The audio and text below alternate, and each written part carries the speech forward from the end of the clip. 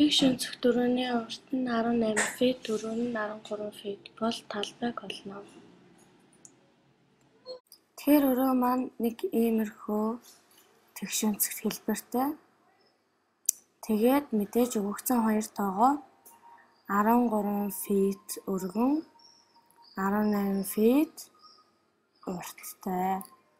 Одоо үүнийгээ бодохын тулд өгөгдсөн хоёр тоогоо үржүүлчихье.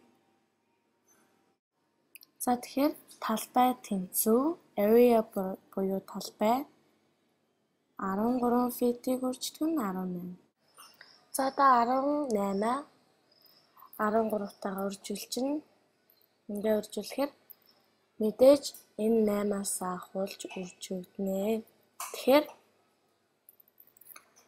8-ыг 3-т үржүүлэхээр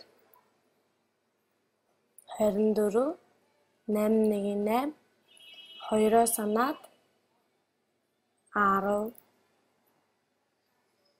8 дээр 2-ыг нэмэхээр 10. За одоо дараагийнх нь бодъё.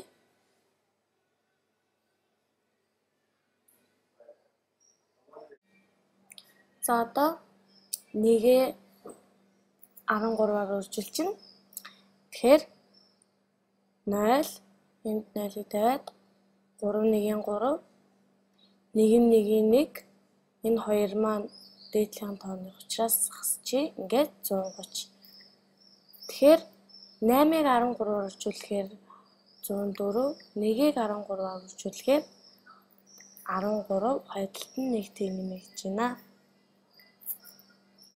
За одоо 104 дээр 130 нэмчихье. 4 дээр 0-ыг нэмэхээр 4, 0 дээр 3-ыг нэмэхээр 3, 1 дээр 1-ийг нэмэхээр 2.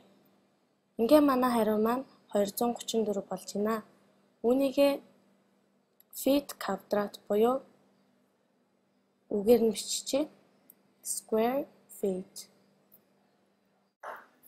За одоо хариугаа бүр ойлгомжтой болгохын тулд ийшээгээ ингээд 13 фит, ийшээгээ 18 фит буюу 6-аас татчихаар илүү ойлгомжтой болно.